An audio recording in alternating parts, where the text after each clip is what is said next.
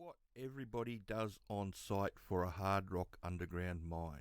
Welcome to Australian Mining for New Starters, and today I just wanted to have a quick look at the jobs on a hard rock underground mine, just so people get a feel of where they should be looking for jobs and how to handle it, because a lot of people get caught up with chasing apprenticeships in the mines, and I just want to show you how, where all the jobs are and, what you have to do to get them, because only about 35% of the jobs on the mine site you actually need a trade or degree for. The rest of them are just, you learn on the job and you gain experience that way. So if we come over to the sponsors training, I've logged in on my account as the mining coach, and then if you click on basic mine site operation, it takes us over to this page here, and we're going to have a look at the professionals. So we'll open that one up, and these are the professional jobs. So you've got your resident manager, they run the mine, they're the ones that are ultimately in charge of everything. You've got an open cut manager if you've got an open cut. Normally there are two of these people doing back to back, so if they do an even time roster, there's always an underground manager on site. The same with the engineers, there's always a couple of engineers on site, or it does depend on how big your mine site is to how many engineers that you have and how big that engineering department is. And then you get into your senior geologist, and again there'll be two of those, so there's one on each swing, and senior surveyor and normal surveyor, planning geologist and production geologist. Now, depending on how big your mine site is and where you are, often, there's only a few production engineers and a few production geologists and all that sort of stuff. But I've been on mine sites where there's been a huge amount of production engineers and planning engineers and geologists, probably more than what we needed at the time. So that's all your professional jobs. Now, if we have a look at the crew jobs, we start off over here at the foreman, and the foreman job is one of those jobs that it probably pays the best of the lot.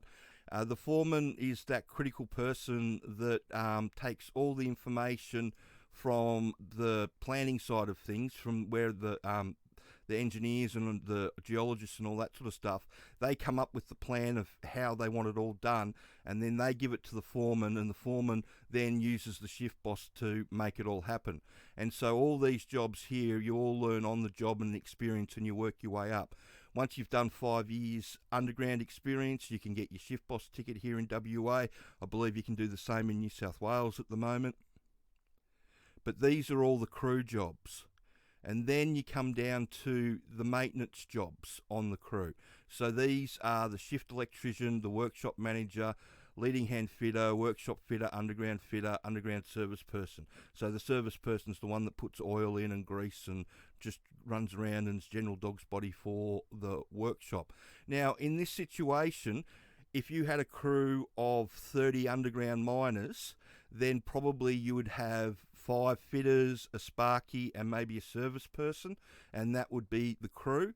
And then on the for the engineering side of it, you'd probably have a shift geologist, a shift a shift surveyor that flies in and out with you, and a couple of production and planning engineers that also would be closely aligned to your shift. And so what I'm trying to say is that the bulk of the jobs are actually on the crew, and the way you get to them is you start off as a nipper or a truck driver and work your way up. You can see all the jobs. If you type underground into Seek, you'll see them all come up. There's lots of them about, and there's lots of people looking for underground truck operators and entry-level offsiders and all that sort of stuff around. Yeah, like I said, I just wanted to explain how everybody fit in with everything else.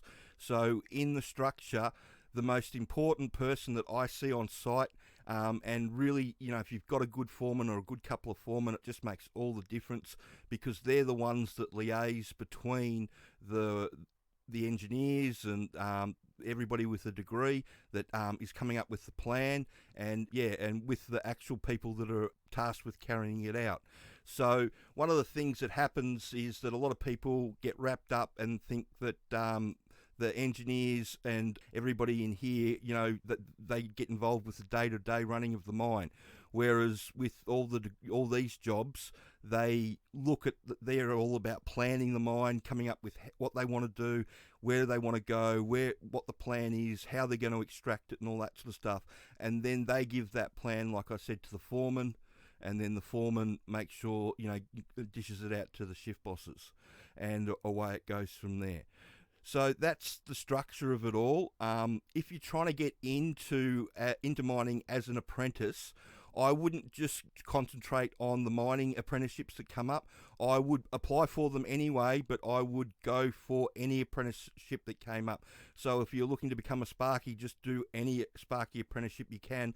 Same with a fitter, any diesel mechanic fitting, or auto sparky. If you want to become an auto sparky, just do any apprenticeship that you can get, because the companies, they always go trawling for, they hire a few apprentices, but they don't hire that many. What they normally do is they normally go trolling for people that have just finished their trades. So you'll have, again, if you type underground into Seek, you'll end up seeing fitter jobs come up, and they'll be looking for people new to the industry, and they just want people that have finished their trades.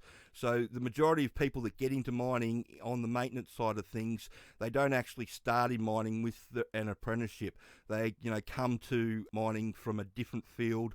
That's what I'd do. I'd go and hunt one of those up, and then look to get a job once you've finished your apprenticeship. If you can't get in, I'd apply for all of them, but I just wouldn't be hanging my hat on trying to get a mining apprenticeship. If that one of those doesn't work out for you and you can get in somewhere else, go for it. And once you've done your 4 years, come back and you won't have a problem getting in. They take people all the time that have just finished their apprenticeships. So I hope you found that information helpful, and if you want to have a go at getting into the industry, then check out the sponsors training. Their DIY package will give you all the knowledge that you need to know to help you get yourself into the industry.